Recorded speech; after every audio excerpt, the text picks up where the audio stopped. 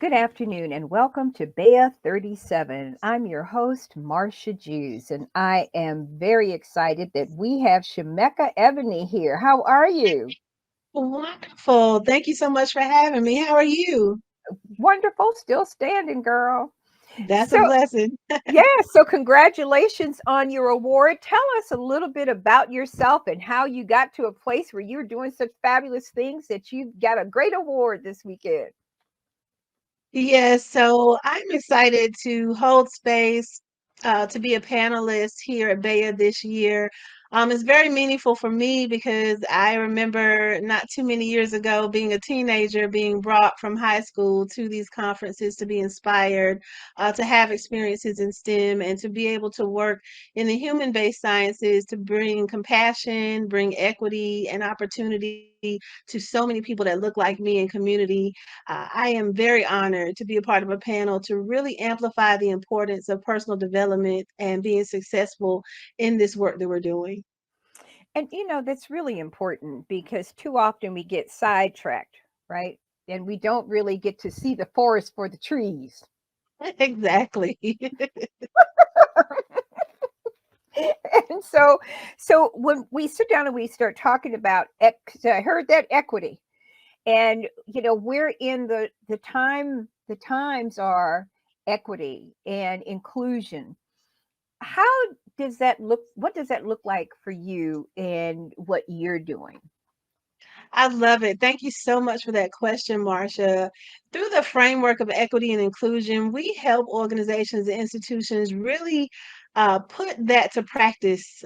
We theorize what equity looks like, but sometimes we never include the people that are most impacted by the inequitable outcomes. And so, my firm, whether it's through coaching, leadership development, and capacity building, or helping people really meaningfully engage community, we put equity to practice to show real outcomes as to what we can do successfully together when we can find ourselves and our solutions in what's going on in our community. Hmm. So give us the name again of your company. My firm is called I Am Brilliant. I do this work with my husband, and we really center amplifying ways to bring access, experiences, and better practices, and how equity and inclusion shows up, what we can do to get more involved, and how we see ourselves in sustainable outcomes for change. Girl, that's a mouthful, and it's on point at every level, right? Thank you. At Thank you. We every need it. at every level, and so when we sit down and we talk about how we are able to move forward in areas that may not always open their door all the way. It's a little crack you get to peek Right, in. exactly. Absolutely, Marsha. I have a motto that I go by when I teach other people, especially with capacity building. When God opens doors, I help you know how to take it off the hinges because it's not about us coming in by ourselves. We really have to create that change for generations that are coming after us. So that means making sure that other people can get in. We have to prioritize that when we think about equity and inclusion. And that is so real. I mean, you cannot walk into a space. You cannot walk into a space with your authentic self, with your authentic self, and Right. not expect that there's going to be some sort of barrier, be it be it physical or or physical or just translucent, Oh, yes, and mental. Like we right? sometimes keep ourselves out of the room because of what I hear my scholars say all the time, dealing with imposter syndrome and imposter phenomenon. We destroy those illusions that present themselves to keep us from going forward and excelling in the brilliance that we have.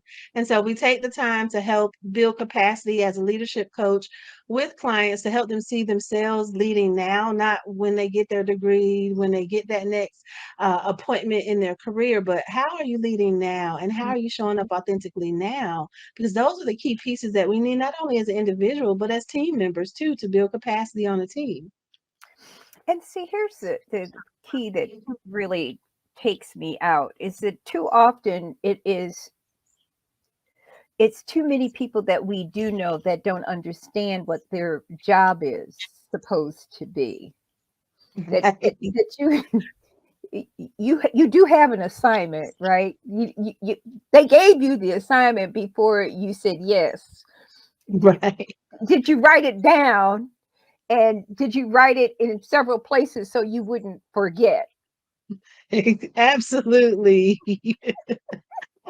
I love you lifting that point because sometimes we do, like you said in the beginning, we can't see the forest for the trees. And sometimes we get, even especially when we haven't built up our own internal capacity from leading from within, it clouds our capacity to see the pathway. And when those barriers come up or those illusions come up to discredit or disqualify or devalue how we know we are positioned, it will beat us down and weigh us down and get us so distracted from what the bigger picture is. And that is for us to create a sustainable change that we can all be happy with.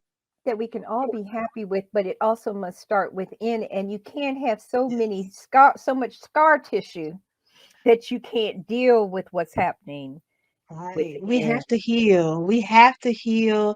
And sometimes our environments don't are Mhm. not as conducive as we may need them to be, not only culturally, but also in our capacity of what the job could be. It just may be too busy to have to slow what they would think slow down and deal with this healing part. But what I've seen time and time again across industry, whether it's health equity, public health, whether it is in institutions or academic environments, we have to give space in some capacity, whether it is bringing in a leadership coach to help people one on one, or whether we're creating those spaces that are sometimes siloed within organizations, Yes. but also helpful to deal with that so that we don't get lost in the weeds because we haven't had that space to heal and don't have those tools internally within our organization to build that capacity to strengthen ourselves. Because I call it leading while bleeding. We have to do that a lot. Mm.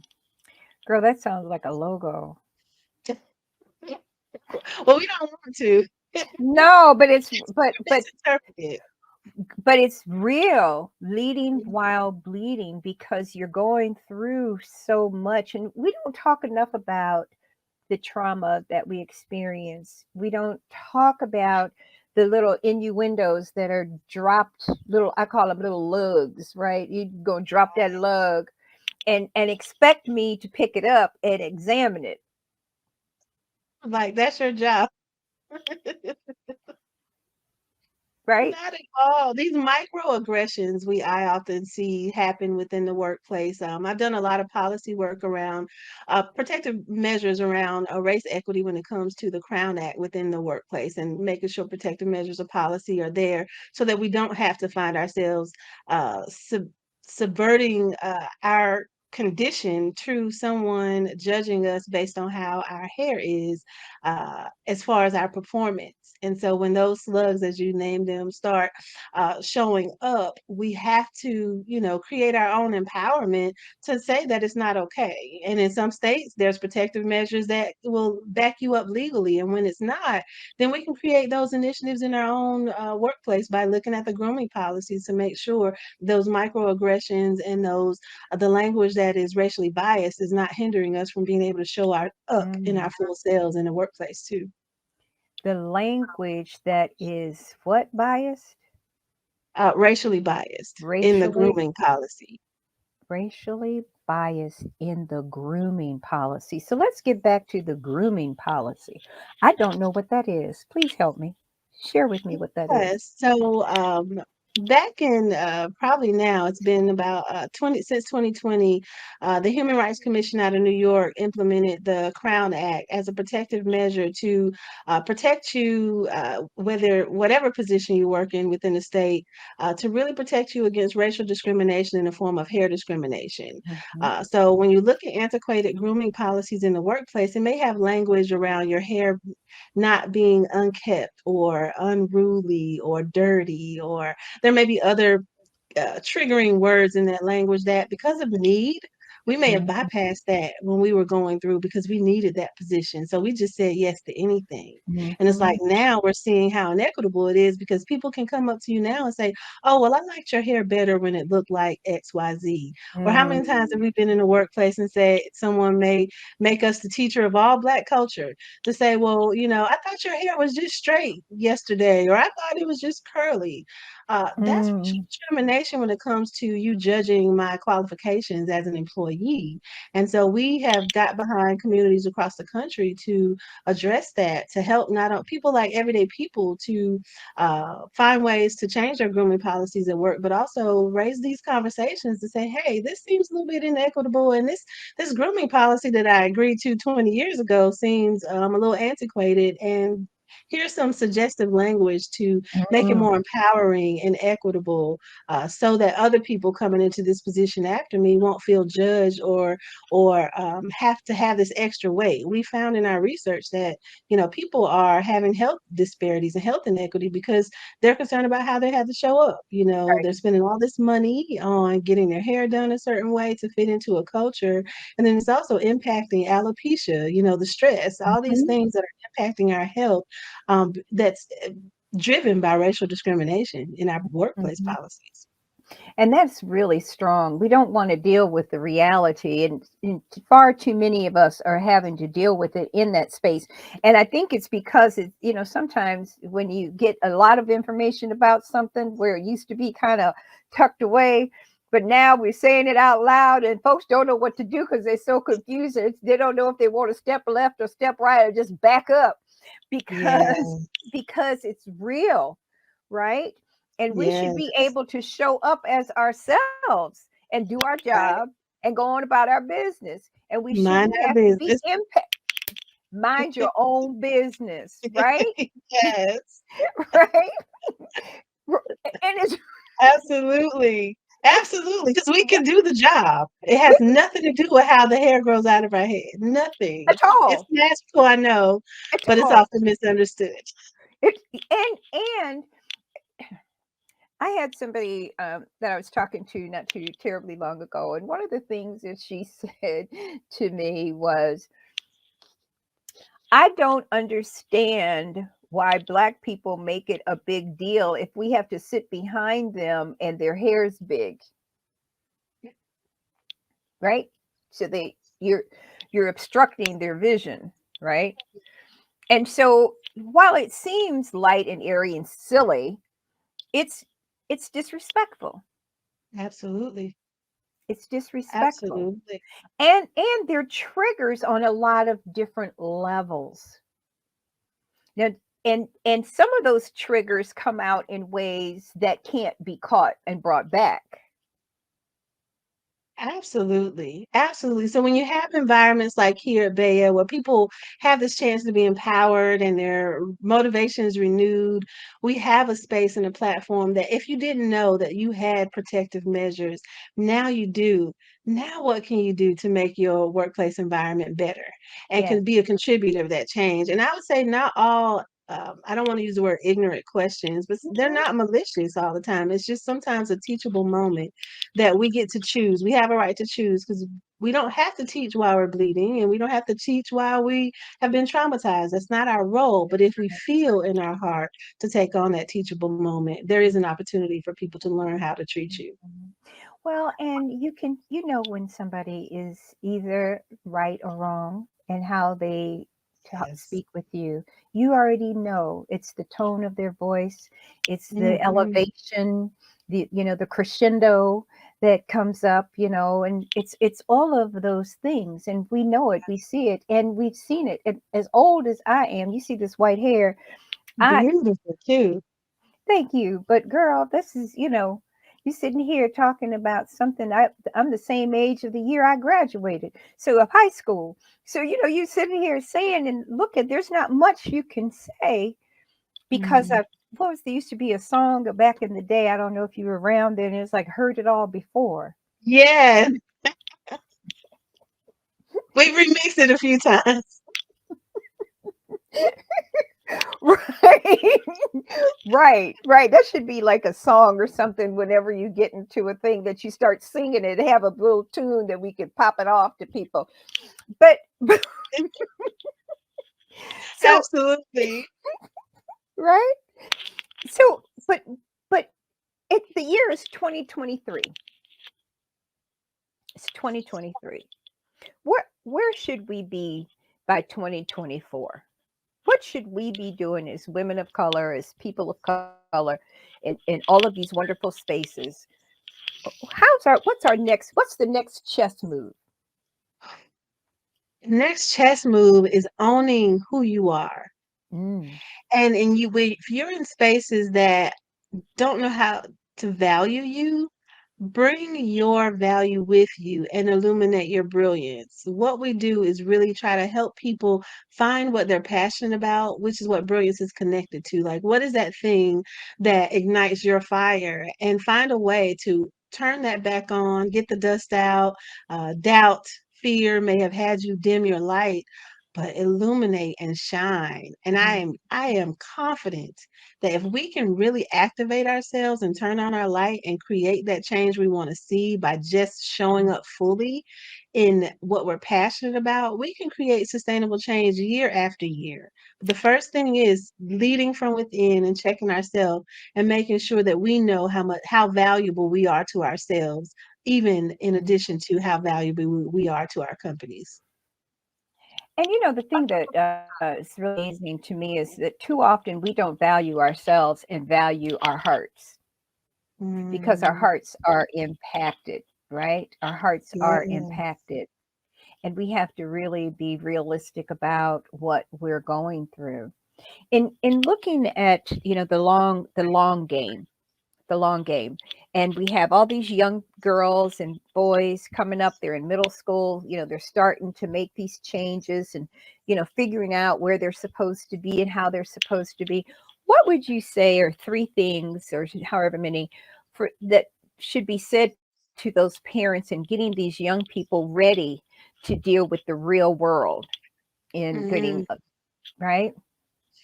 Ooh, only three things. Okay. Oh, go. You can have more if you want. Go ahead. Well, what's important when we take this opportunity, especially when we think about parents' contributions, is Mhm. to create that safe space where our kids can be able to trust us to be a judgment-free space, Mm, that our children can be confident in speaking to us, because we can't expect them to be confident outside of the house if they're always told to be quiet and they're mm, not allowed to be given an opinion, or they're not allowed to think for themselves. We have to create them as independent thought leaders that they are, with that confidence. I have 6 children. And that's something we begin from the oldest at 18 to the youngest at 2. We prioritize amplifying their ways of being in owning their voice in their own leadership capacity. So mm, that would be the one thing that I would say. Prioritize creating a judgment-free zone. And mhm, then explore where your children's strengths are. They're not going to always be the same. But if you can tap into what they're passionate about and help them see ways of being that can create change in community, mm. then you're creating thought leaders and solutionists right there in your home that is going to build to the next tomorrow. I began with my children. They were doing men's marches at 1.5 years old, against gender violence and Wow. gender equity. As they got older, it became something that they were passionate about, especially with dance and food security. So they did food drives in the community. They got snacks and created backpack programs. My son at 7 years old wrote a grant to get a backpack program started for after school and summer feeding program in a community that was facing food insecurity with not having adequate food sources. Mhm. So if we show them a way and guide them in a way that they can find what they're passionate about and grow their leadership capacity, then we're creating the leaders that this world needs to see now. And we're not waiting on them to start their leadership journey. We're giving them the space, holding the doors open, and trusting their leadership capacity to shine now as they illuminate their brilliance. Oh, you have this down to a science. It's I live it. I love it. I absolutely love it. And it's Thank you. real.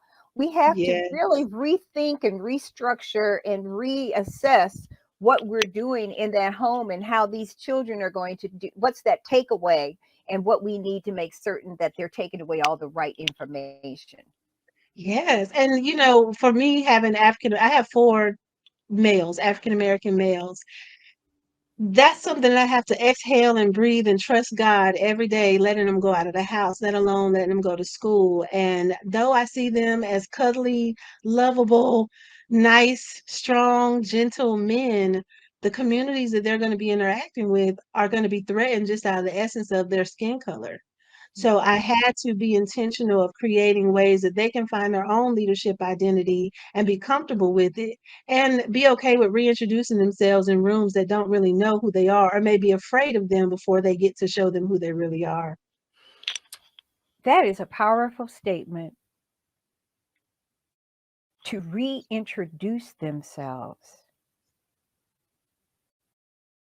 Yeah, because it the last time you saw that person is not who they are based on the experiences that they've had to get to that moment. absolutely. Absolutely. Even in our adulthood, Girl, I encourage my scholars to reintroduce themselves often because we're not the sum of mhm. who we are in the moment. We're the sum of what we've survived. And Mm, that's a much more beautiful story than the storm we might be in the moment. what we survived. That's a book, girl. That Well, right I there. write about that, and while I'm getting naked, I wrote a self-help book to really help people begin to peel back the layers around the things that we don't like, we hold on to, we hide Mm, with, we harbor, we hoard, and it weighs us down. So while I'm getting naked is that self-help tool to help you peel back the layers and get rid of the parts of you that you don't want and don't like, the labels that were thrown on you in the season that you've left to help you peel back those layers to become that leader that you want to be. Sometimes we have to start with getting naked first. I love you. I don't know where you been. Where you been? I don't know. How come I'm just now meeting you? Because you do have, you got to pull it back, girl, for real. You got to pull it back, and you can't Yeah. take it and put it in a little pile. You need to throw it away immediately. Yes, absolutely. And it feels good. The more we can get naked, the freer we feel. And it's not a cliche. I mean, but No. it's something I revisit Mm-hmm. often. And it's something that I have to reintroduce my environments around because I sometimes show up in survivor mode in environments that I've had to be in. And that might not be where I am today. So the more I get naked, the more I see the who God created me to be and not what my Right. circumstance made me to become. That's exactly right. That's exactly right. So, so we only have, girl, we only have a couple of minutes. We got a couple of minutes. Give Okay. me, give us, that we just got a couple of minutes left because it's all scheduled, but you're stuck with me. So, and forever. It's not just for the moment, I like that. it's forever. So, but I want to get back to this get naked business because it means that you've got to get all the way down to the skinny to, Yes. to deal with the truth. Yes. When we unpack the why, sometimes we don't want to deal with the why. We don't want to get real naked because then we have to deal with the parts of ourselves that we've been hiding and covering up with nice makeup and clothes and suits and hats and hair. Uh, but we can get to the core of there's a saying, who told you you were naked?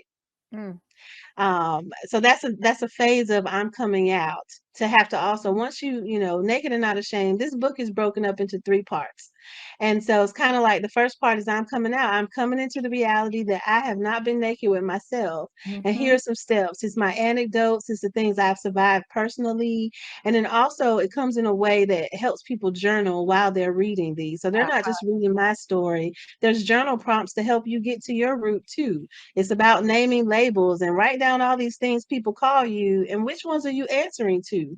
And if Mm, it's some stuff you don't want to be called anymore or you've outgrown the season of, then this is the opportunity for you to reintroduce yourself and take away the weight that comes with these things, these labels and identities that people have put on us through the years. and we have to be able to sit in that. Yes. We have to Yes. be able to sit in that.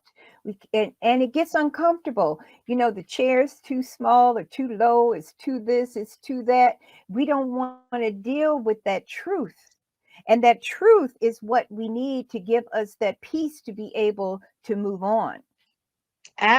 And Absolutely. it's The hard to best do. example is when a child has outgrown a sock. My 2-year-old was trying to put on an infant sock that he had. And it was the hardest thing because it wouldn't go past his toes.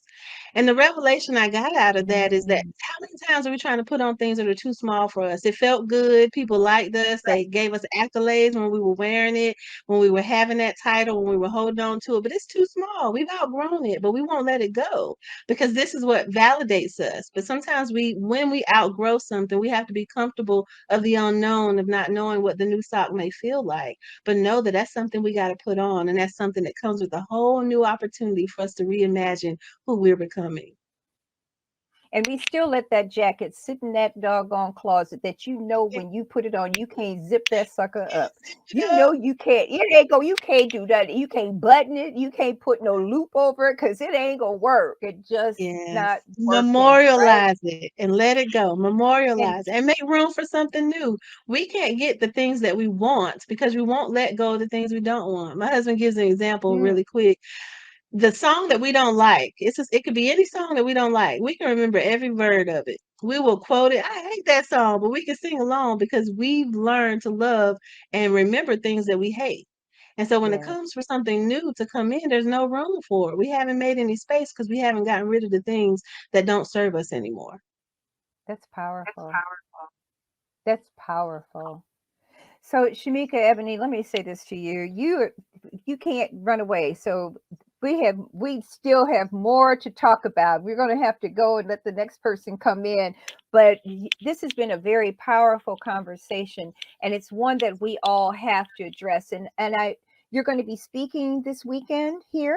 Yes, 4 p.m. on Friday. Come and learn about how to grow your capacity in professional development. And we are going to be sharing. I'm on a panel with some incredible Black women leaders from IBM to the military, medical arena. And we are talking very candid on the tools you need to be successful and the discipline that we have to have within ourselves to be that better version of ourselves. So that's 4 p.m. That's Friday, Friday. and Yes. it tomorrow, or yeah, no, tomorrow, and it is at the Gaylord.